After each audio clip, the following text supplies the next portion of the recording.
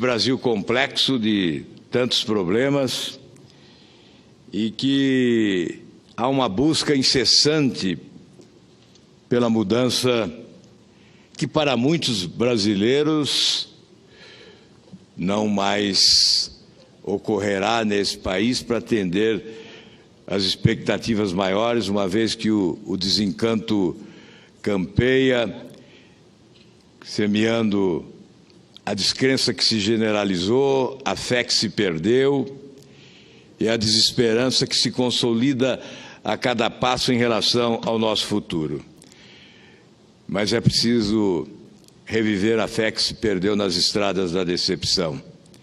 É preciso ressuscitar as esperanças que foram sepultadas neste cenário de descrédito que se acumulou ao longo do tempo em relação às instituições públicas e aos políticos de modo geral.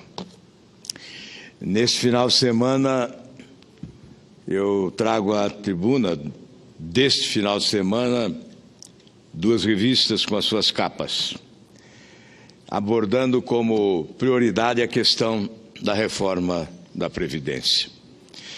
A revista Época traz o Brasil rumo a pindaíba. Se não aprovar logo uma reforma da Previdência, o Brasil terá somente trocados para investir nas áreas em que tanto precisa. E traz dinheiro para segurança, saúde e educação. E no prato, algumas moedas, míseras moedas, retratando o drama que vive o país em razão de finanças públicas deterioradas, com um déficit histórico monumental e que exige realmente providências imediatas. A revista Veja, de outra forma, também coloca o problema. Ou vai ou racha. O governo tenta a última cartada para aprovar a reforma da Previdência e resolver um rombo monumental. Essa discussão já se estabelece há muito tempo. Afinal, a Previdência é superavitária ou é deficitária? A contabilidade oficial diz uma coisa. A contabilidade privada, especialmente oriunda de auditores fiscais, de sindicalistas, diz outra coisa, que o déficit é decorrente do desvio de finalidade. Mas não é essa questão que eu quero agora discutir. Eu defendo reformas. O Brasil é uma nação à espera de reformas. Sem elas não alcançaremos os índices de crescimento econômico compatíveis com as potencialidades nacionais e com o merecimento do nosso povo. São reformas fundamentais, mas é preciso destacar que reformas são essas. A reforma da Previdência que se apresenta agora é modernizadora ou é uma falácia? Nós defendemos, sim, uma reforma da Previdência modernizadora, que leva em conta a necessidade de aumentar a receita para oferecer segurança jurídica, inclusive, a trabalhadores que se aposentarão ao longo do tempo e não poderão ficar inseguros em relação ao seu próprio futuro. Sim, uma reforma modernizadora, mas que contemple a amplitude nacional, a diversidade existente, as contradições regionais e sociais, as desigualdades imensas, um país complexo socialmente, onde a longevidade em algumas regiões é diferente do que a longevidade em outras regiões e devem ser, portanto, merecer tratamento diverso. Atividades são menos ou mais exaustivas, menos ou mais desgastantes e devem também ser consideradas sob o prisma do desgaste de cada uma delas. Não é isso que nós estamos vendo nesta reforma simplificada de um governo que quer apenas passar a ideia de reformista e de estar cumprindo o seu dever.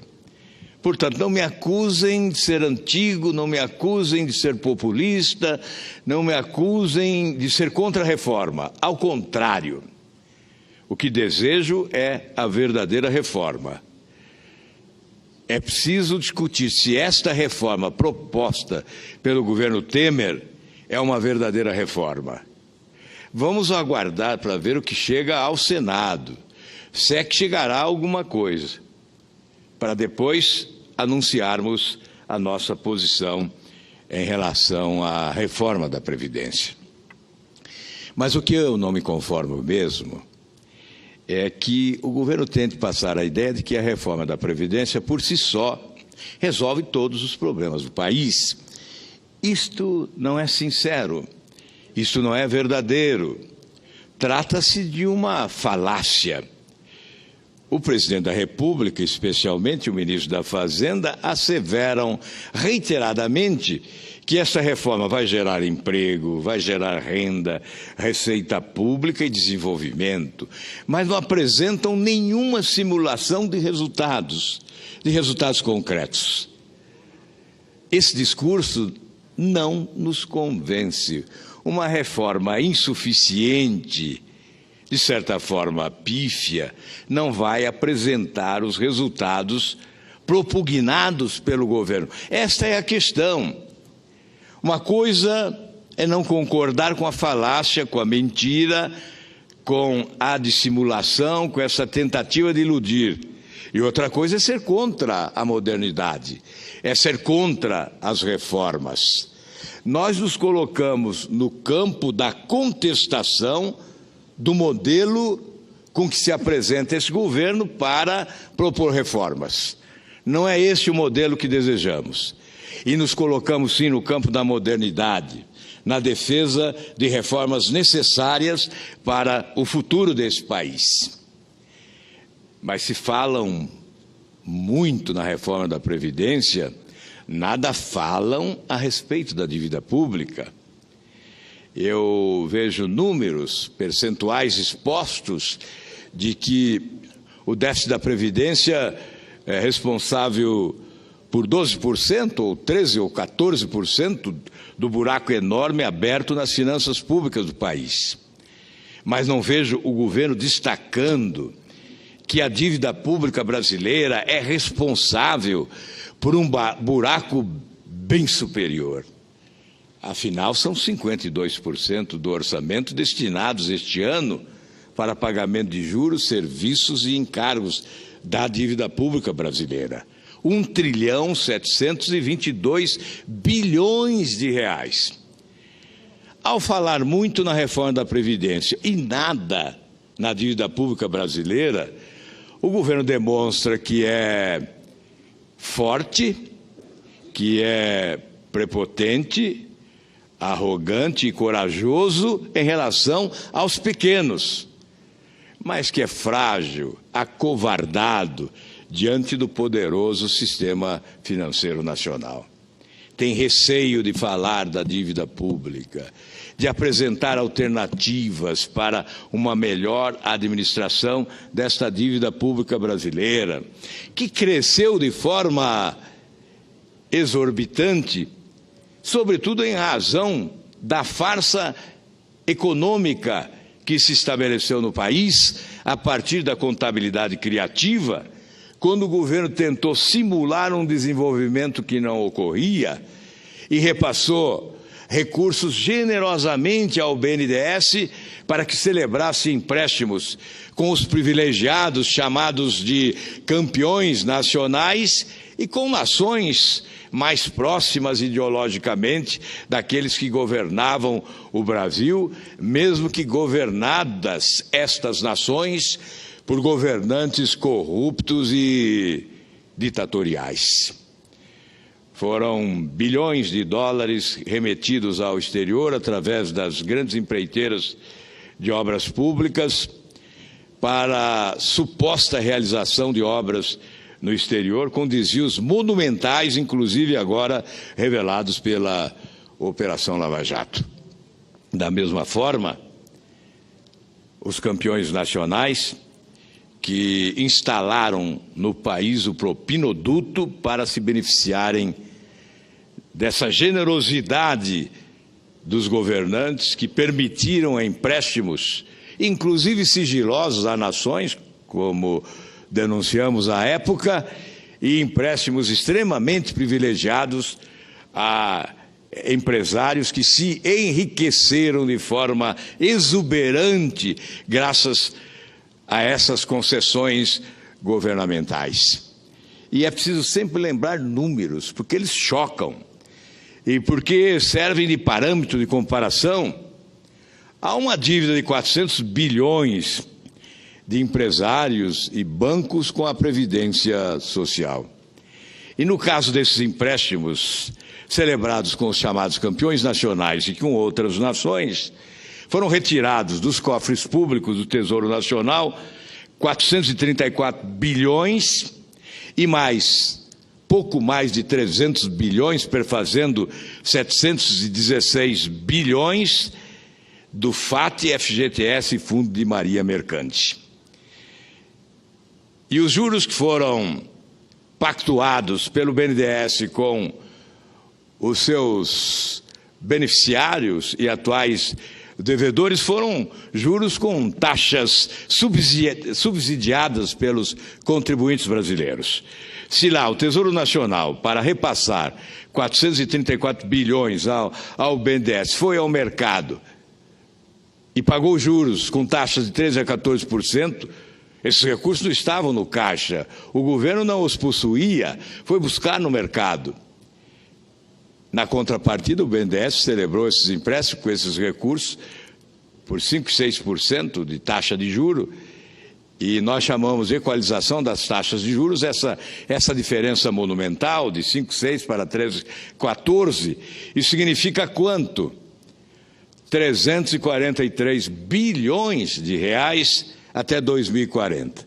115 bilhões já foram pagos, mais 109 bilhões serão pagos a partir desse recurso que saiu do Tesouro Nacional e mais 100 bilhões serão pagos em razão dos recursos que tiveram origem no FAT, no FGTS e no Fundo de Maria Mercante, perfazendo, portanto, 343 bilhões que saem dos brasileiros, dos contribuintes brasileiros, dos pagadores de impostos, dos que são explorados por uma carga tributária esmagadora, implacável, e o governo também não fala na reforma tributária.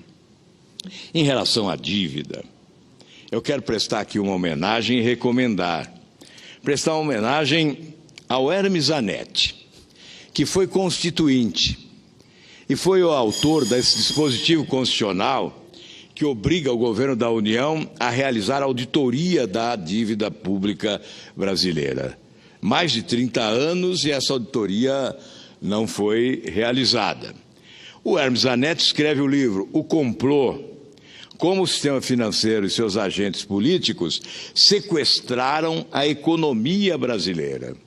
Este é o livro que eu recomendo.